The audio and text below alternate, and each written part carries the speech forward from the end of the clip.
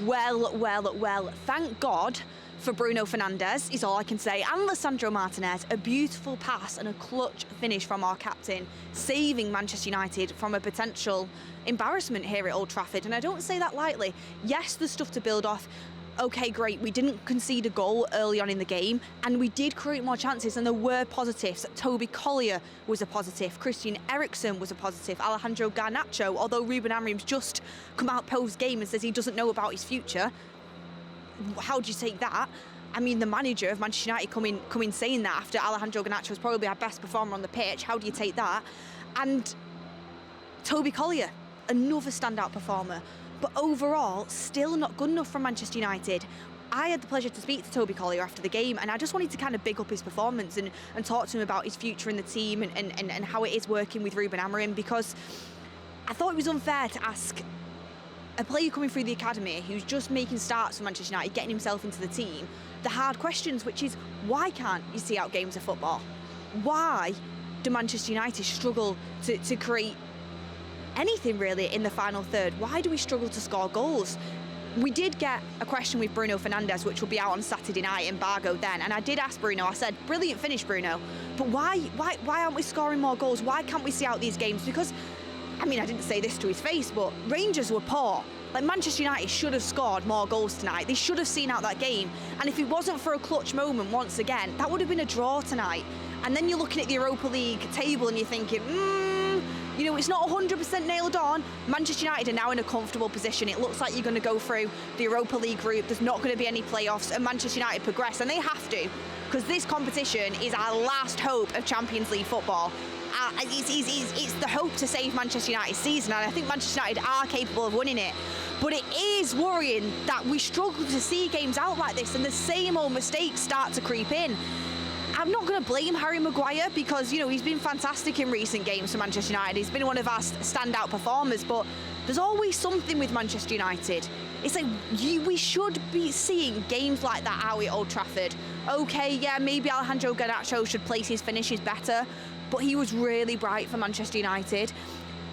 What was interesting about what Bruno Fernandes said when I did say to him, why can't we start these games? Why can't we score more goals? He said that he doesn't think the team are putting enough bodies in the box. He doesn't think we're making enough movement up front. He doesn't think that Manchester United are doing enough in the final third to warrant getting chances and scoring goals. And I would have to agree with him. It's something that I think in time, when Ruben Amorim gets more training sessions with this team, you would like to hope improves. But Ruben Amorim must be scratching his head thinking, I need Gyökeres in the summer. I need a striker massively. And also he must be thinking, I need training sessions with this team, and that he does need. And that's another good reason why you get through the Europa League group without having to play playoff games, because that means more time on the training pitch for Ruben Amorim. I mean, I thought, you know, we lacked goals under Erik ten Hag, but it really is that standout thing for Manchester United is, okay, yeah, we do make some defensive errors, but not being able to score enough goals. That game should have been won in that second half. It should have been out of sight. But again, Manchester United put themselves in a situation where it could have really been an embarrassing night if Rangers would have drawn this game with Manchester United, especially with how the game was going. But stuff to build on, slight positives, is we didn't concede the first goal, which was really, really important, which is what we have done at Old Trafford, and we've put ourselves under pressure. We were calmer, I feel like, in possession.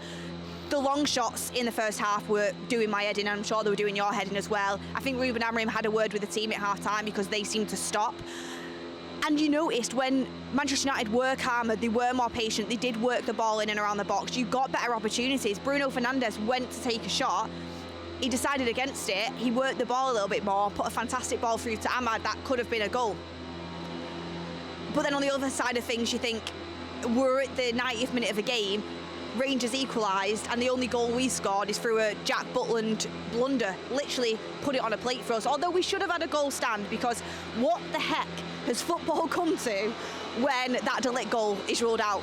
I mean, I know in the Europa League and European competitions, they are softer when it comes to fouls, and especially in the box. I mean, you get a penalty for anything under in the European competitions. I mean, that's, if I was the manager of Manchester United, I'd be saying anything in the box go down. Genuinely, I know you shouldn't be like that, and you know you want to play fairly, but in European competitions, they are so soft with fouls.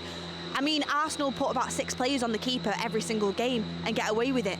Lenny Yoro gets shoved. He barely touches the Rangers player and they rule that goal out. Honestly, crazy what football's come to, that goal got disallowed. But what I'm trying to say is Manchester United just were not doing enough in front of goal. But there were some bright sparks. Alejandro Garnacho, I thought, really looked like he had something to prove in this game. It didn't look like his head was elsewhere. Didn't look like his head was in London, Chelsea, the rumoured team, or even in Italy with Napoli. But it looks like Chelsea are the biggest contenders to sign Alejandro Garnacho at this moment in time. He actually looked like a bright spark. And I know I've been saying if the right money comes in for Alejandro Garnacho, Manchester United do have to consider it. But I've said this multiple times. If you say to me 70 million for Alejandro Garnacho, 65 maybe he's looking a bit more realistic, maybe even 60, and you promise me Cunha's playing for Manchester United in 2 weeks' time, then I would do the deal. I just don't trust what Manchester United are going to do with that money. I just don't trust who we're going to get in, because I'm hearing that Manchester United made an 11th hour bid to get Encicio from Brighton, who's going to Ipswich on loan. And I like Encicio. I said he's one of the players I take from Brighton. I think he's a super exciting prospect. I know he suffered from a bad injury. But why Manchester United making an 11th hour bid? It screams to me, we have no plan. We don't know who we're going to get in. We don't have a replacement lined up for Alejandro Garnacho if he does leave, and that is worrying, because he's a young player through the academy that was probably Manchester United's best player tonight, and it's like you've got to get the right money if he does go. And some people would even argue you've got to give him more of a chance, because tonight under Ruben Amorim, let's be honest, Garnacho hasn't looked very good, but tonight was one of the games under Ruben Amorim, or probably the only game where I thought, you know what, this might work. He might have a chance. He might be able to improve under this manager, because he was really threatening in that final third, and he was that spark for Manchester United.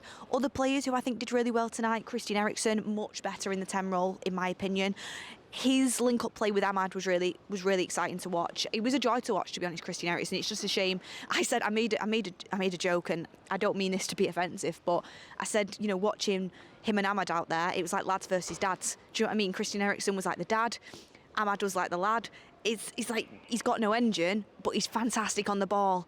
Like you know one of them dads that was at, like, you know, he was a worldie when he was younger playing Sunday League, but now, you know, he's lost that mobility a bit, but he's still got it with his feet. That's Christian Eriksen. He's a joy to watch. When he leaves, not if he leaves. When he leaves Manchester United, United have to replace his position in the squad. They have to replace him with someone younger, with the engine, with the mobility, but also he's just class on the ball. Do you see the few amount of touches he takes? He's so intelligent, and we need that. And him and Ahmad, both intelligent footballers on the same wavelength. I also, and I've said this previously, and I actually said on the build-up show, I thought Eriksen would play further forward, and I thought Bruno Fernandes would play deeper. I really like the partnership of Toby Collier and Bruno Fernandes. You have Toby Collier doing all the legwork in there. Great game from Toby Collier. Besides the error that nearly led to a goal, which, you know, he's a young kid playing in the Europa League, you know, starting a game for Manchester United. Besides that, he was fantastic. He recovered from it really well. He was all over the place. His energy was contagious, just mopping up in the middle of the park. And I thought he was actually really tidy with the football, apart from that little error. So credit to Toby Collier, and go and watch the interview on the United Stand if you haven't already. But I thought Bruno Fernandes worked really well with him in that deep role, much more disciplined, dictating play, knowing when to get forward, knowing when to drop a little bit deeper in his position and keep things ticking. I really liked Bruno Fernandes' performance as well, but I do think he was right when he said we don't have enough courage in the final third, and we're not confident enough in that final third and getting bodies into the box. The striker situation is mind-boggling, because, you know, you think Xerxes is looking good, you think he's going to kick on, and he's got good elements to his play, but he's just not a goal scorer, is he? He's just not a goal scorer. I mean, Garnacho put in some good crosses into the box, and he was just not taking that gamble to get on the end of him.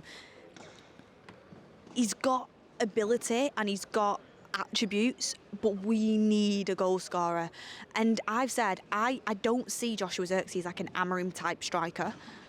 And I think that says a lot for Rasmus Højlund as well, that Xerxes, you know, coming in and starting ahead of him. I just don't think we have that striker. We're crying out for one. I was just thinking, you know, stick Harry Kane in that team and you've got goals. Like, we need a striker in that box. And you can talk about service all day long, but there was crosses into that box today. There was good deliveries, and there was no one taking that gamble. There was no one getting on the end of him. So I think that's absolute, like, without a doubt, 100% Manchester United have to be going in for a striker in the summer.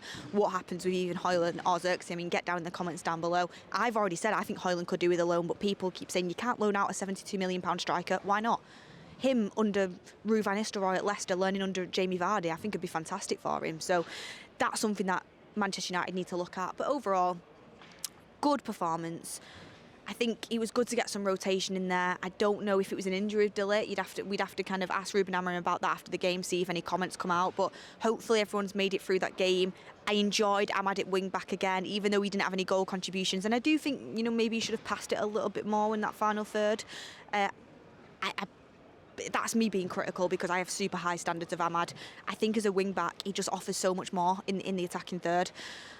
And it gives you more width, in my opinion. So that is what I would say on the game. A bit lacklustre, not doing enough in the final third, not being able to see out games, and we really do need to take control of these defensive errors and nip them in the bud. And I think that's about confidence, and Ruben Amorim speaks about maybe the nervousness that this team has, because we had to win here tonight at Old Trafford. Rangers weren't very good. Tell you what though, their striker's finish, I forget his name off the top of my head, fantastic. That's how you finish at Old Trafford. That is how you finish at Old Trafford. Take note, Manchester United, because it was a fantastic goal. My man of the match, I think I'm just going to have to give it to Bruno Fernandes for getting us out of jail. But it was a really good pass by Alessandro Martinez. I think my top players would be Bruno, Eriksen and Collier and Garnacho for Manchester United. But the level is here, the bar is here. We need to higher it because Manchester United should be seeing out games like this without question. But hopefully get a bit of confidence, we can build on this. And the Europa League, like I said, I think Ruben Amorim is going to have to go full on Jose Mourinho and put all of his eggs in this basket. Thank you for watching, everyone. Make sure you check out the Toby Collier interview on the United Stand. Hit a like on the video if you haven't already. Thank you for joining us on our Europa League road trip to Old Trafford. Next week, Bucharest is up, the last Europa League group game. Let's go out with a bang, let's go out with a win, and we'll bring you all the updates from Romania. But thank you for watching, and I will see you on the next one.